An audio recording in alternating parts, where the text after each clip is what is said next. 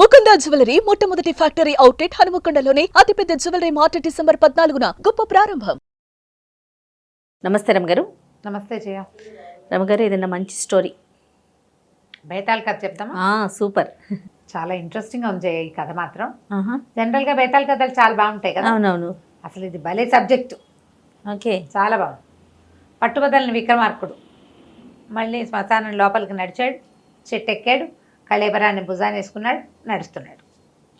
శవాన్ని ఆశ్రయించుకుని ఉన్న బేతాళుడు ఇలా చెప్పడం మొదలుపెట్టాడు. మార్గాయాసం తెలియకుండా ఓ కథ చెప్తానని. పూర్వకాలంలో యమధర్మరాజు యముడు భూలోకంలో పుట్టాడు. భూలోకంలో ఎందుకు పుట్టవలసి వచ్చింది? మాండవ్యుడు అనే మహాముని ఒక చోట తపస్సు చేసుకుంటూ ఉంటే ఆయన పక్క నుంచి కొంతమంది దొంగలు పరిగెత్తి పారిపోయారు. ఓకే, ఆయన చూడలేదు. అయితే వాళ్ళు వెళ్ళిపోతుంటే వాళ్ళ చేతుల్లో నుంచి డబ్బు మూట కొంత ఈయనున్న ప్రాంతంలో పడింది. ఈయన్ని కూడా దొంగగానే భావించి రాజభటులు ఆయన్ని పట్టుపోయారు. రాజుగారు దొరికిన దొంగలందరికీ కొరత విధించాడు. ఆ దొంగల్లో ఈ మాండవ్య మహాముని కూడా ఉన్నాడు. మాండవ్యుడిని కూడా కొరతేశారు. కొరతేస్తే కొరత వేయటం చాలా భయంకరమైన శిక్ష. ఇట్లా పొడుగాటి శూలం ఉండి శూలంలోకి ఇలా దింపేస్తారు పైనుంచి మనిషి లోపలికి. నిదానంగా కిందకి వెళ్తూ ఒక రోజున్నర పడుతుంది ప్రాణం పూర్తిగా అవడానికి. అపరిమితమైన నరక బాధను అనుభవిస్తారు. ఈ నరకాన్ని అనుభవించి మరణించిన మాండవి మహాముని యమధర్మరాజుని అడిగాడు, నాకు ఇలాంటి మరణాన్ని ఎందుకు ఇచ్చావు? నేను ఏ తప్పు చేయలేదు. పైగా నేను మునిని. అంటే నువ్వు చిన్నప్పుడు తూనీగలకి రెక్కలకి ముళ్ళు పెట్టి ఆడేవాడివి. ఆ తూనీగ అనుభవించిన హింస నువ్వు కూడా అనుభవించాలి, నీ శాసనం అది అనేసరికల్లా మాండవి మహాముని అన్నాడు, 10 ఏళ్ల వరకు బాలప్రాయం ఏం చేసినా పసిబిడ్డ భగవంతుడితో సమానం కదా.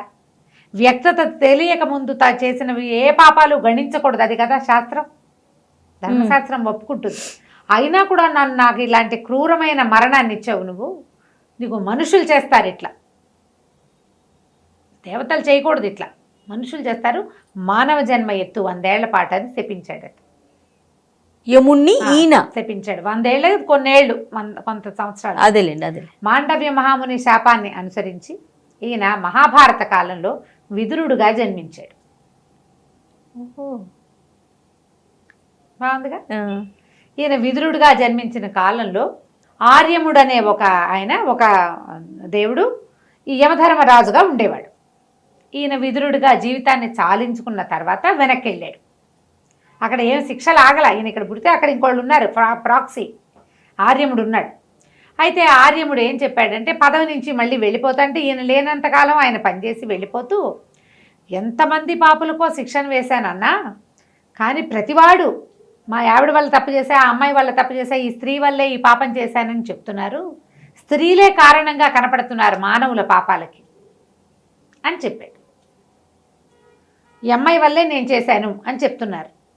అయితే ఈయన ఆర్యముడు వెళ్ళిపోయాక యమధర్మరాజు మళ్ళీ తన సీట్లో కుదురుకున్నాక రోజు కనీసం ఒక 6-7 సార్లైనా స్త్రీల వల్ల అన్నమాట, ఇలాంటి తప్పు చేసావు, నీకు ఈ శిక్ష అనగానే ఆ పాపి గోల్మని ఏడుస్తూ, ఆ దొంగమొహం వల్లే వచ్చింది, మా ఆవిడ వల్లే వచ్చింది, ఆ అమ్మాయి వల్లే వచ్చింది, ఆ అమ్మాయి నన్ను తప్పుదో పట్టించింది, ఇలా ఏదో తిడుతూ ఆడవారిని తిడుతూ ఏడుస్తూ వెళ్ళబోసుకునేవాళ్ళు. ఈయన వినగా ఇదేమిటి స్త్రీల వల్ల అని చెప్తున్నారు ప్రతి వాళ్ళు. నిజంగా స్త్రీలు ఇలాంటి స్త్రీల వల్లే ఇది జరుగుతుందా? ఒకడు పాపానికి వాడిని ప్రేరేపించింది స్త్రీయేనా? ఆ స్త్రీయే కదా వాడి పుట్టక్కి కారణం. ఇది నిజమో కాదో తెలుసుకోవాలనుకున్నాడు. తన కింకర గణంలోంచి చండు అనేవాడిని ఒకడిని పిలిచాడు. వాడు మంచి బుద్ధిమంతుడు. ఈయనేమంటే, ఒరే చెండా, నువ్వు భూలోకంలో పుట్టిస్తా, కొన్ని లక్షల వరహాలు ఇస్తా డబ్బు, నువ్వు యువకుడుగానే పుడతావు, యువకుడుగా జీవించి లోకంలో పాపాలు దేనివల్ల జరుగుతున్నాయి నీ జీవితాన్ని గడుపు, కొంతకాలం నీకు కొంత ఆయుష్ ఇస్తా. ఇన్ని సంవత్సరాలు, ఏదో 10 ఏళ్ళో ఎంతో పెట్టాడు లెక్క, 10 సంవత్సరాలు, 10 ఏళ్ల పాటు అక్కడ బతికిరా. ఈ 10 ఏళ్లలో ఏ స్త్రీ వల్ల ఏదైనా జరిగింది ఏమిటో ఆ వివరణ నాకు చెప్పు అంటే చండు సంతోషించాడు. బాగుంది. యమధర్మరాజు ఆయన ముందివ్వబోయే తీర్పులు, రేపు రాయబోయే మరణ శాసనాలు, అవన్నీ కూడా దీని మీద ఆధారపడి ఉంటాయి. సర్వే మీదే కదా ఆధారపడేది. సరే చంద్రుడిని పంపించాడు. కొన్ని లక్షల వరహాలతోటి చంద్రుడు భూలోకంలో మనిషిగా పుట్టి చండసింహుడు అనే పేరుతోటి ప్రఖ్యాతిగాంచాడు. ఓకే. ఆయన ఏం చెప్పాడంటే, నువ్వు ఇక్కడ దేవతల వ్యవహారం ఏమి ఉండదు, నీకు మంచి వ్యవహారమే ఉంటుంది. అక్కడే ఒక అమ్మాయిని చూసి పెళ్లి చేసుకుందు, కానీ పెళ్లి చేసుకోవాలి నువ్వు, అప్పుడు మిగిలిన సంగతి.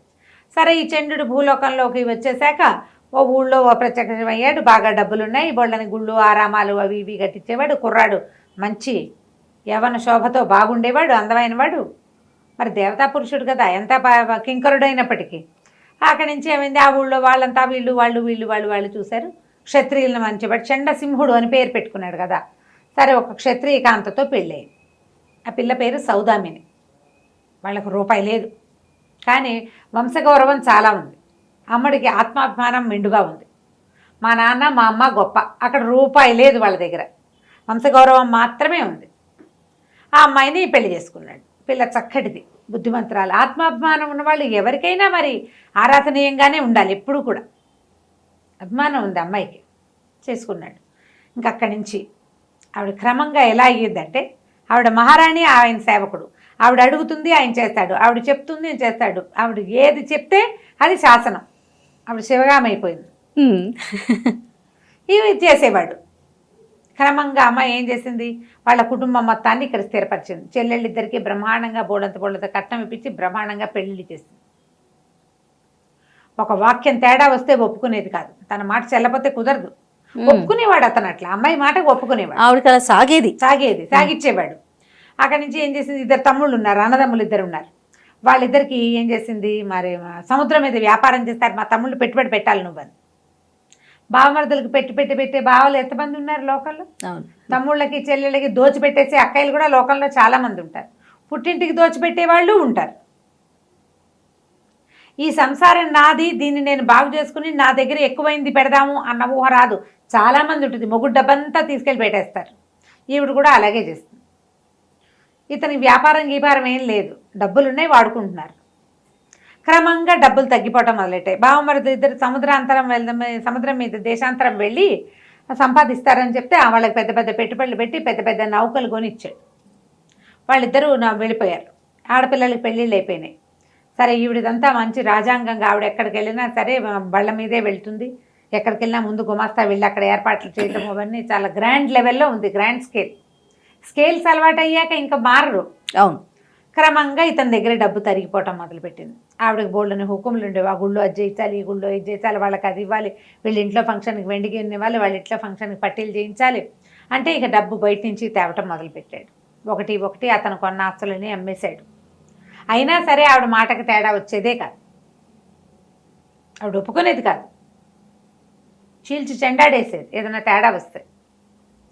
డబ్బులంతా తగ్గిపోతుంటే ఇతను ఏమనుకున్నాడు, పోనీలే మన బావమరుదులకి పెట్టుబడులు పెట్టి పంపించాం, వాళ్ళు సంపాదించుకు తెచ్చుకుంటారంటే. వాళ్ళు వన్ ఫైన్ డే తిరిగి వచ్చారు. వ్యాపారంలో అనుభవం లేని వాళ్ళు, వ్యాపారం చేయించాలని పెట్టింది కానీ బికార్లు అయి తిరిగి వచ్చారు. మళ్ళీ వాళ్ళు కూడా వీళ్ళ మీదే పడ్డారు. చూశాడు చండసింహుడు. దాదాపుగా 9 సంవత్సరాలు దాటిపోయింది. ఇతనికి 10 ఏళ్ళు ఇతని టైం. ఈ 10 ఏళ్లలో ఎంత భార్యాదాసుడైపోయాడో. అప్పులు తెచ్చి పెట్టాల్సి వచ్చేది. తన దగ్గర డబ్బులు లేవని ఆవిడకి తెలుసు, అయినా కూడా ఊరుకునేది. ఆవిడ ఒప్పుకునేది కాదు. తను ఏమనుకుందో అది చేయాల్సింది. ఎక్కడో చోట నుంచి తెచ్చిపెట్టేవాడు. తెలిసినా ఆవిడ హోషుకి తగ్గేది కాదు. ఏదైనా తేడా వస్తే మా వంశగౌరవం అంటుండేది. బాగుంది. ఇలా నడిచింది. 10 సంవత్సరాలు పూర్తయ్యాయి. చంద్రుడు చాలా క్షీణ దశకు వచ్చేసి దేవుడా నన్ను తీసుకెళ్ళిపో అనే స్టేజ్కి వచ్చేసాడు. ఎక్కడికైనా సందులోకి వెళ్తే అప్పులు వాళ్ళు వెంబడపడేవాళ్ళు. ఆస్తులు గీస్తులు అన్నీ పోయినాయి. భార్య గారి రాజాంగానికి ఏ లోటు లేదు. ఈయన మాత్రం కట్టుగుడ్డలతోటి మిగిలాడు. మొత్తానికి నరకానికి చేరుకున్నాడు. యమధర్మరాజు దగ్గరికి వెళ్ళి దుఃఖించాడు. చాలా నా జీవితం దుఃఖభాజనంగా ఉంది, నా భార్యతో పళ్ళైపోతున్నాను, అది పోతున్నాను అంటే అప్పుడు యమధర్మరాజు జరిగిందంతా తెలుసుకుని చండుని పక్కకి చేర్చుకున్నాడు. ఆ అమ్మాయిది ఏం తప్పలేదు, తప్పంతా నీదే అని చెప్పాడు. ఇక్కడ దాకా చెప్పాడు భేతాళుడు. ఈ కథంతా విన్న యమధర్మరాజు ఇందులో స్త్రీల తప్పు ఏమీ ఉండదు, తప్పంతా పురుషుడిదేనని ఎట్లా నిర్ధారించాడు. పాపులు ఎవరైనా చెబితే అప్పటి నుంచి ఆయన ఒప్పుకునేవాడు కాదట. ఇది స్వయంకృత అపరాధం, వాళ్ళ పేరు ఎందుకు చెప్తావు అనేవాడు. ఇలా ఎందుకు అన్నాడు అని చెప్పి రాజుగారిని అడిగాడు బేతాళుడు. రాజుగారికి వెంటనే తెలిసింది, వెంటనే అర్థమైంది. రాజు ఏమన్నాడంటే, స్వయంకృతం కాక ఇంకేముంది, అదే కదా, ఒక అమ్మాయి ఒక స్త్రీ నాకు అదేదో కావాలంది, మగవాడు ఏం చెయ్యాలి, మన దగ్గర ఇది ఉంది ఇది లేదు ఇంత ఉంది ఇంత లేదు నేను ఇదే చేయగలను అనేది చెప్పాలి. అంతేగా, శక్తియుక్తులు తెలియచేయాలి. నేను ఇంత చేయగలను, నేను ఇది చేయలేను అని మొదటి రోజునే మానేయాలి తప్ప మొదట ఉందని పోసేయకూడదు. మొండి చేతుల వాళ్ళకి అటుకులు తింటారు నేర్పిస్తే ఎవరైనా అలాగే ప్రవర్తిస్తారు. ఇప్పుడు ఆవిడ ఈయన దగ్గర డబ్బులు లేవు, ఆవిడ అడిగింది, ఆయన అప్పు తేవటం ఎందుకు, ఈ నెలలో డబ్బులు లేవు వచ్చే నెల చేస్తానని ఎందుకు చెప్పలేకపోయాడు, ఆవిడ అరిచి పోట్లాడుతుంది. అంతేగా, అంతకంటే ఏమవుతుంది, అంతకంటే ఏమవ్వదు. ఆమెను డిస్ప్లేస్ చేయడం ఇష్టం లేకపోవటం అనేది ఈయన తాలకు వ్యామోహం, ఆయన పిచ్చి, ఇతను పిచ్చి, భార్య వ్యామోహం, వీక్నెస్ అంతే. భార్యల్ని కాదని లేకపోవటం, వాళ్ళ నసకి వాళ్ళ గోలకి ఒప్పుకోవటం. ఒక చెంపకాయ కొట్టమని చెప్పరు ఎవరు, విక్రమార్కుడు కూడా చెప్పలే. మామూలుగా మనం ఏం చెప్తాం, 2 పీకండి వాళ్ళే వింటారు అని చెప్తారు, కానీ ఆయన అట్లా చెప్పలే. నో అండని నేర్పించాలి, నో తీసుకోవడం నేర్పించుకోవాలి. ఎవరికైనా సరే నువ్వు అలవాటు చేస్తే అలవాటే అవుతుంది. నీ దగ్గర శక్తి లేనప్పుడైనా తెలియచేయలేదు. మీ చెల్లెళ్ళ పెళ్ళిళ్ళు నేను చేయటం ఏమిటి అని అడగల, మీ నా తండ్రిది కదా బాధ్యత, సహాయం చేస్తా, పెళ్ళి నేను చేయను అని చెప్పాలి. అది కూడా చేయలే. అక్కడి నుంచి మొదలుపెట్టి అతను చేసినవన్నీ తప్పులే. ప్రతి వాళ్ళు కూడా ఇలాగే తప్పులు తము చేసి వాళ్ళు అడిగారు, నువ్వు చెప్పాలి. వాళ్ళు అడుగుతారు, ఎవరో ఒకళ్ళు అడుగుతూనే ఉంటారు. ఉంది కదా నీ చేతిలో ఆ 100 ఇచ్చేసేయి అంటారు. ఈ 100 ఇస్తే నాకు మిగిలిన వాటికి ఉండవు, నేను 50 ఇస్తాను 10 ఇస్తాను 2 ఇస్తాను చెప్పాలి. చెప్పకపోతే అంతే కదా. వాళ్ళకి అలవాటు చేయకపోవటం వల్ల ఇలా జరుగుతుంది తప్ప స్త్రీలని ఎప్పుడూ తప్పట్టకూడదు, వాళ్ళకి నేర్పడం పురుషులదే తప్పు అని చెప్పాడు. చెప్పంగానే బేతాళుడికి నవ్వొచ్చింది. యమధర్మరాజు అంత తీర్పరివి నువ్వు, కానీ నువ్వు మౌనభంగం చేసావు కదా, మాట్లాడేసావు, మళ్ళీ కలుద్దాం అని చెప్పేసి పరిగెత్తుకుంటూ శవంతో సహా వెళ్ళిపోయాడు. మళ్ళీ విక్రమార్కుడు ఏం చేశాడు, అక్కడి నుంచి వెనక్కి రావడం మొదలుపెట్టాడు. కథ కంచికి మనం ఇంటి. సూపర్, నిజంగా చాలా బాగుందండి. నమస్తే రమ్మగారు.